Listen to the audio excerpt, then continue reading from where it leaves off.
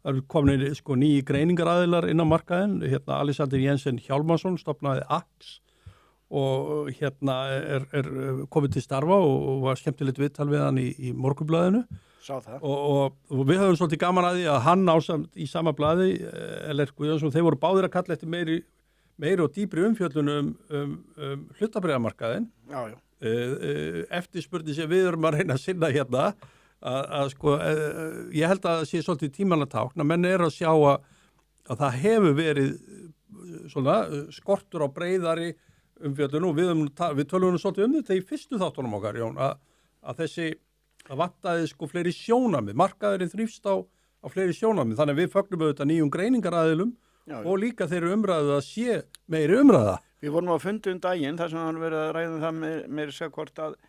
það ætti að tilkynna að vera með allar tilkynningar eins og til dæmis með þetta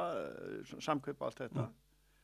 að sé tilkynningin sko að það sé á morgnana en ekki eftir lokum eða á nóttinni eða hvernig sem það það heldur sé bitamunur en ekki fjár en það sem er aðalatrið það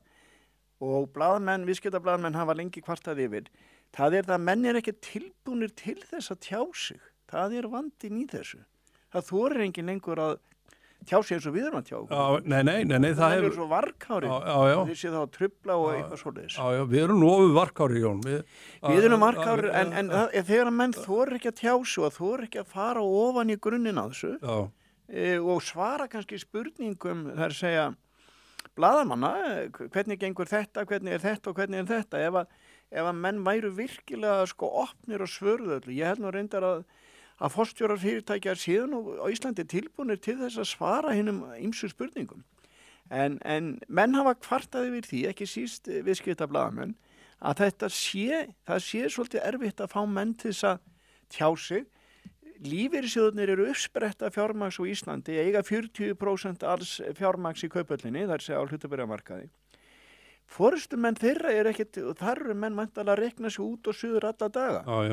Sérðu oft viðtöl við þá þar sem þeir eru eitthvað að opna sig og pæla og segja eitthvað og fara eitthvað á dýftina. Það er bara þögn í kringu lífur. Já, þetta er svona eins og dark matter in the universe, sko, það er bara, það heyrist ekkit úr þeirri áttir því að eins og þú ert réttilega að segja, þetta er auðvitað ein svona aðalbreytan á íslenska hlutabréfunum, það eru lífeyrissjóðir og hvað þeir gera. Það er alveg sama inn í hvaða félag þú ferð og skoða hluthafaðalistan. Þetta er alltaf bara lífeyrissjóðurinn, svo sérðu kannski eitt og eitt nafn